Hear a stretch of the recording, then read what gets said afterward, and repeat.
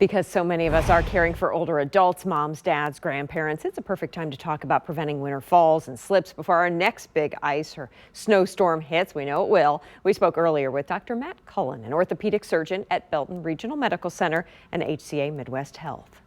All right, let's talk about the frequency at which you see winter injuries that come from falling. It happens more than we realize, doesn't it? Yes, it definitely does. During the year, we see people that have falls and present to the ER with various injuries. But when the winter months come and the conditions get slick, we see a big increase in people presenting to the ER with various sprains, strains, and even fractures. Okay, so let's go over a few of the ways that those happen. Is it because of weather-related safety issues usually, or? It is. Things we take for granted, like walking out the door, getting in our car, running to the store, they become more difficult when conditions get slick. It's important to be aware of your surroundings, look for slick spots, know the conditions are poor, and plan accordingly.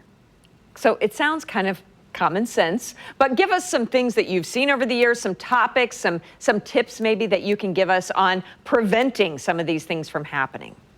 Yeah, definitely. Something that's always stuck with me is I've heard you should try and walk like a penguin. And it seems silly, but penguins are the experts at walking on ice. And when you look at them, they have short legs and they take very slow steps and they walk with their toes pointed out. And that's something I would tell my patients too, is wear good rubber-soled boots with good tread, take very slow, deliberate steps, almost shuffling your feet along. Don't be in a hurry. These are all things that would really help you try and prevent a fall. And let's talk about shoveling that driveway or that sidewalk. We hear it every year, but it leads to major issues. Yes, it does. You're 100% correct. There's a lot of things that can come from shoveling snow.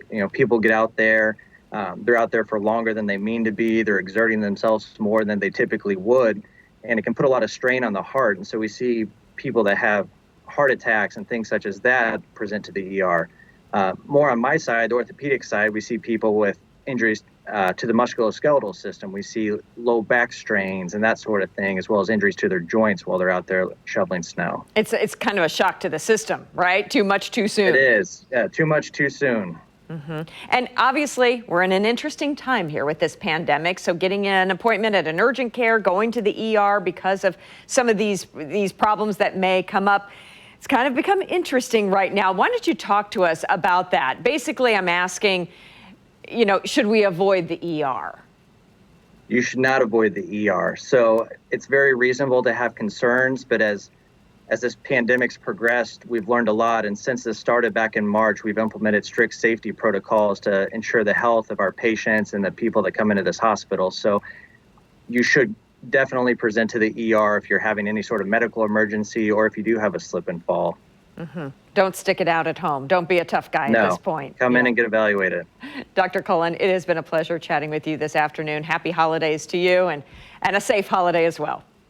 You as well. Thanks for having me on. For more from HCA Midwest Health, go to kctv5.com/HCA Midwest.